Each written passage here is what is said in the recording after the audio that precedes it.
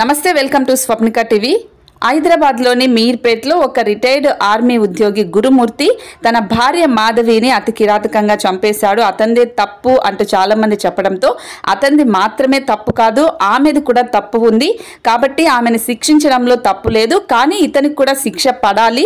అతను చెప్పిన దాంట్లో ఎంతవరకు నిజం ఉంది, పోలీసులకు సవాల్ ఏం చేశాడు అనేది మనం గత వీడియోలో అయితే క్లియర్గా చెప్పాము। ఆ వీడియో చూసిన తర్వాత చాలా మంది సపోర్ట్ చేశారు, అలాగే కొంతమంది సపోర్ట్ కూడా చేయలేదు। సో వాళ్ళు కూడా కొంతమంది కొన్ని క్వశ్చన్స్ అడిగారు, వాటన్నింటికి ఆన్సర్ ఇవ్వడానికే ఈ వీడియో చేశాను। అలాగే రీసెంట్ గా ఈ గురుమూర్తి పోలీసులకే సవాల్ విసిరారు। ఆ సవాల్ని పోలీసులు చాలా ఘోరంగా తీసుకొని అవమానంగా తీసుకొని ఎలాగైనా వీరికి శిక్ష పడేలా చేయాలి అంటూ ఆధారాలు కూడా సేకరించారు।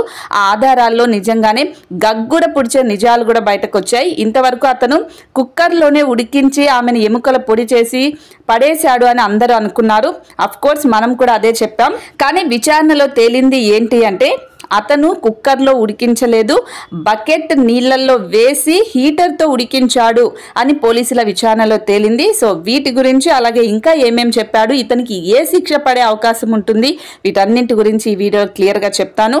మళ్ళీ చెప్తున్నా, ఆమెది తప్పు ఉంది, అతనిది కూడా తప్పు ఉంది, ఇద్దరిది తప్పు ఉంది। సో ఇది కూడా మళ్ళీ ఒకసారి మీ అందరికీ అర్థమయ్యే విధంగా చెప్తాను, కాబట్టి వీడియోని ఖచ్చితంగా ఎండ్ వరకు చూడండి। కనీసం ఇప్పుడైనా కొంతమంది అయినా అర్థం చేసుకుంటారనే ఉద్దేశంతోనే మళ్ళీ నేను ఈ టాపిక్ మీద చెప్తున్నాను। లేదంటే మన ఛానల్లో ఒక టాపిక్ ఒకసారి చెప్పాక మళ్ళీ చెప్పడం అంటూ ఉండదు। కానీ వీళ్ళ కేసు అలాంటిది, వీళ్ళు చేసింది అలాంటిది, అతను కూడా ఏం చేయలేని పరిస్థితిలో, బయటపడలేని పరిస్థితిలో చేసినది తప్పే అని కూడా మనం చెప్పాం। అతనికి కూడా శిక్ష పడాలని కూడా మనం అనుకున్నాం। కాబట్టి వీటన్నింటి గురించి మళ్ళీ ఒకసారి మీకు క్లియర్గా చెప్తాను। అలాగే పోలీసు విచారణలో నిన్న ఏం తేలింది అనేది కూడా క్లియర్గా చెప్తాను, కాబట్టి వీడియోని ఎండ్ వరకు చూడండి। అవును, నా భార్యను నేనే చంపాను, మీ దగ్గర ఆధారాలుంటే అరెస్టు చేసుకోండి అంటూ విచారణలో భాగంగా ఒక రకంగా రంగారెడ్డి పోలీసులకు సవాల్ విసిరాడు ఈ మాజీ సైనికుడు గురుమూర్తి అని చెప్పాలి। పోలీసుల నుంచి తప్పించుకునేందుకు అతడు పకడ్బందీగా వ్యవహరించాడు అని పోలీసుల విచారణలో తేలింది। అత్యంత విశ్వసనీయ సమాచారం ప్రకారం హైదరాబాద్ మీర్పేట మహిళా మర్డర్ కేసు మిస్టరీని రాచకొండ పోలీసులు అయితే ఛేదించారు। మృతదేహాన్ని గురుమూర్తి ముక్కలుగా నరికిన విషయం అందరికీ తెలిసిందే। అయితే వాటిని ఉడికించింది కుక్కర్లో అని అందరూ అనుకున్నారు, మన ఛానల్లో కూడా అదే చెప్పాం। కానీ ఇప్పుడు విచారణలో తేలింది ఏంటి అంటే బకెట్ నీళ్ళల్లో ముక్కలు వేసి ఆ ముక్కలను విడతల వారీగా అంటే కొంచెంగా హీటర్లో వేసి వాటిని ఉడికించాడు। ఆ తర్వాత ఆ అవశేషాలన్నీ కూడా ఏదైతే బూడిదయిందో లేదా ఉడికిపోయిందో వాటినన్నింటినీ మీర్పేట చెరువులో పడేశాడు। ఎక్కడా చిన్న ఆధారం కూడా దొరకకుండా ఇల్లంతా శుభ్రం చేసి గురుమూర్తి తప్పించుకోవాలని ప్రయత్నించాడు। అయినా కూడా ఇంత ఘోరంగా అస్సలు దొరకకూడదు, సాక్ష్యాలన్నీ మటుమాయం చేసినా కూడా పాపం పండితే ఖచ్చితంగా శిక్ష పడుతుంది। ఇతను కూడా తప్పించుకోలేకపోయాడనే చెప్పాలి। మన తెలంగాణ పోలీసులు అనేది అత్యద్భుతంగా బ్లూ రేస్ టెక్నాలజీని ఉపయోగించి మరి ఇంట్లో మాంసం, రక్తం ఆనవాలను పోలీసులు గుర్తించారు। గురుమూర్తే నిందితుడు అని తేల్చేశారు। నరకడానికి ఉపయోగించిన కత్తి, చెక్క, ఆ మొద్దుని అతడు ఎక్కడి నుంచి తెచ్చాడు, ఆ కత్తిని ఏం చేశాడు అనేవి కూడా పోలీసులు విచారణలో తెలిపారు। అసలు అక్కడ ఏం జరిగిందనేది పోలీసులు పూసగుచ్చినట్లు చెప్పారు। కొన్నాళ్ల క్రితం బంధువుల ఇంట్లో జరిగిన వేడుకలో మాధవి తల్లిదండ్రులు తనతో వ్యవహరించిన తీరుని గురుమూర్తి తీవ్ర అవమానకరంగా భావించాడు।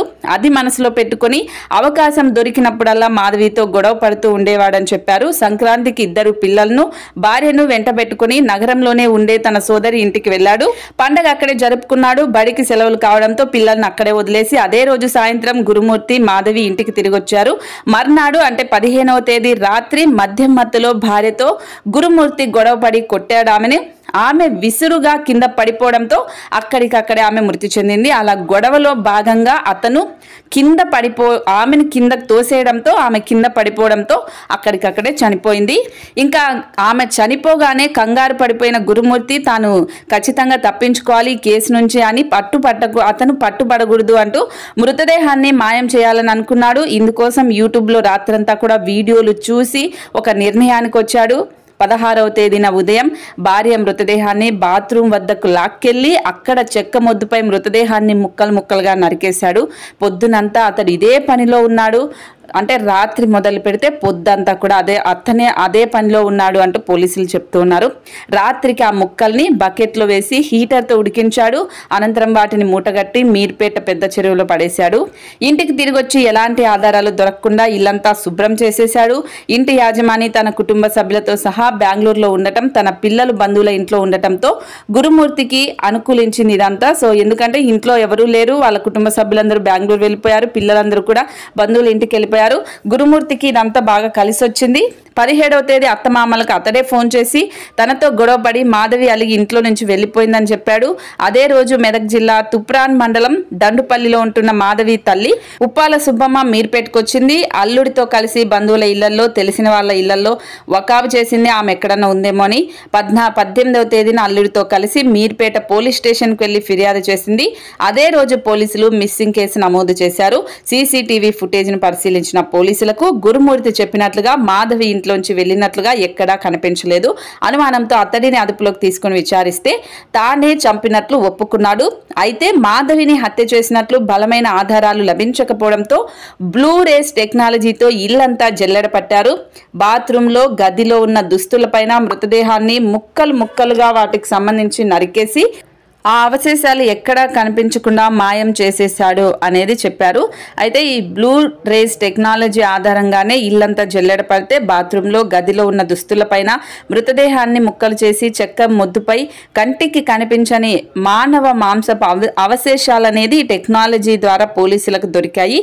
ఈ మేరకు ఒక హై టెక్నాలజీ ఆధారంగా ఫోరెన్సిక్ ల్యాబ్కు వీటిని పంపించారు. నిందితుడు గురుమూర్తిపై హత్య కేసు నమోదు చేశారు. శనివారం అతడిని రిమాండ్ చేసే అవకాశం ఉన్నట్లు కూడా తెలిసింది. నిన్ననే అతన్ని రిమాండ్కు కూడా పంపించారు.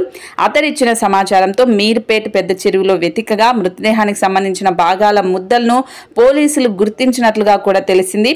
సో ఇలా పోలీసులు బ్లూ రేస్ ఆధారంగా వాళ్ళ ఇంట్లో ఈమెకు సంబంధించిన రక్తపు మరకల్ని, అలాగే ఆ స్మెల్కి సంబంధించిన వాటిని, అలాగే మాంసపు ముద్దలకు సంబంధించిన అవశేషాలని కనుక్కొని వాటిని ఫోరెన్సిక్కి పంపిస్తే అవును ఇవి మాధవికి సంబంధించినవే అనైతే పోలీసులు గుర్తించారు.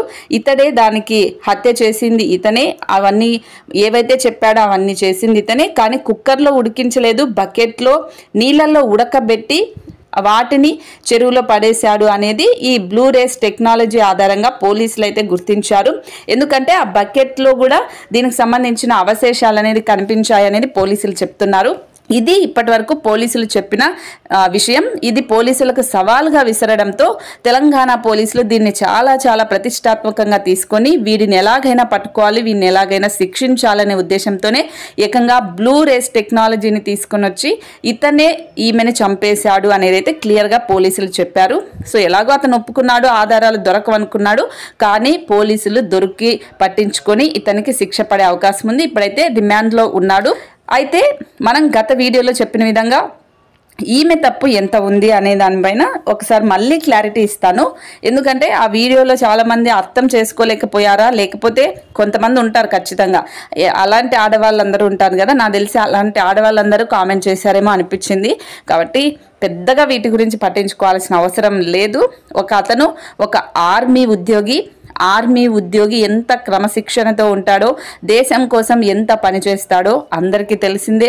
అలాంటి క్రమశిక్షణ ఉన్న ఒక వ్యక్తి ఇంత విచక్షణారహితంగా ఒక ఆమెను చంపాడు, అందులోనూ తన భార్యను చంపాడు అంటే, కేవలం అనుమానంతోనే చంపాడు అంటే అస్సలు కుదరదు. ఫస్ట్ అయితే ఆమెను చంపింది గొడవ పడుతూ ఆ గొడవలో తోసేస్తే ఆమె చనిపోయింది. ఆ తర్వాత ఇతను చేసిన తప్పేంటి అంటే పోలీసులకు లొంగిపోకుండా, అసలు పోలీసులకు దొరకకూడదనే ఉద్దేశంతో, ఆమె అవశేషాలు, సాక్ష్యాలు, ఆధారాలు ఏమీ కనిపించకూడదనే ఒక ఉద్దేశంతో భయపడి ఈమెను ఈ విధంగా మళ్ళీ అది నేను చెప్పాలనుకోవట్లేదు, ఆ విధంగా ఆమెను ఉడికించి పడేసి పొడి చేసి అంత నానా రభస చేసేసాడు. పోలీసులకు సాక్ష్యాలు దొరకవనుకున్నాడు, దొరికాయి. అయితే ఖచ్చితంగా ఈమె చేసిన ఇబ్బందుల వల్ల, ఈమె చేసిన టార్చర్ వల్ల ఇంకా చాలా మంది కామెంట్ కూడా చేశారు నాకు, అంటే డివర్స్ తీసుకోవచ్చు కదా, డివర్స్ తీసుకుంటే అయిపోతుంది కదా, ఎందుకు చంపడం, ఎందుకు, ఎంత పెద్ద తప్పు చేసినా చంపాల్సిన అవసరం ఏముంది అని అన్నారు చాలామంది. వాళ్ళందరికీ కూడా నేను క్లారిటీ ఇవ్వాలి. సో ఆమెని డివర్స్ కోసం చాలా చాలా చాలా రిక్వెస్ట్ చేశాడు. ఆమె డివర్స్ ఇవ్వను, ఏం చేసుకుంటావో చేసుకో అని చెప్పడంతో ఈ మధ్య కాలంలో ఫ్యాషన్ అయిపోయింది. సో పెళ్ళిళ్ళు చేసుకుంటున్నారు, ఉంటున్నారు. డివర్స్ ఇవ్వమంటే ఇంకా వాళ్ళు బ్రతకలేక వీళ్ళపైన ఆధారపడుతున్నారో, లేకపోతే వదిలేస్తే ఇంకొకరిని పెళ్లి చేసుకొని హ్యాపీగా ఉంటారేమని డివర్స్ ఇవ్వకుండా వాళ్ళ జీవితం నాశనం చేసుకుంటున్నారు. ఈ పక్క వీళ్ళ జీవితం కూడా నాశనం చేస్తూ ఉన్నారు. అలా ఈమె కూడా డివర్స్కి అడిగితే డివర్స్ ఇవ్వనని చెప్పి ఇబ్బందులు పెట్టడంతో ఇతను ఇంకా చేసేదేమీ లేక ప్రతిరోజు గొడవలు పడేవాళ్ళు. ఆ గొడవల్లో భాగంగా ఆమె చనిపోయింది. చనిపోయిన తర్వాత ఆమె సాక్ష్యాలు ఏది ఉండకూడదనే ఉద్దేశంతో ఇలా చేశాడు. ఇప్పటికైనా మీకు క్లారిటీ వచ్చిందని అనుకుంటున్నాను. మరి ఇంత క్లారిటీగా చెప్పిన తర్వాత కూడా మీకు అర్థం అవ్వకపోతే ఇంకా నేనేం చేయలేను. ఖచ్చితంగా ఆమె తప్పు ఉంది, అతని తప్పు కూడా ఉంది. ఆమె తప్పు ఉంది, చనిపోయింది, ఆమె ఆత్మ శాంతించాలని మనం కోరుకుందాం. ఇతనికి కూడా ఖచ్చితంగా శిక్ష పడుతుంది. పోలీసులు ఆధారాన్ని సేకరించారు కాబట్టి. మరి ఈ వీడియో మీద మీ అభిప్రాయాన్ని కామెంట్ చేయండి. జై హింద్, జై భారత్.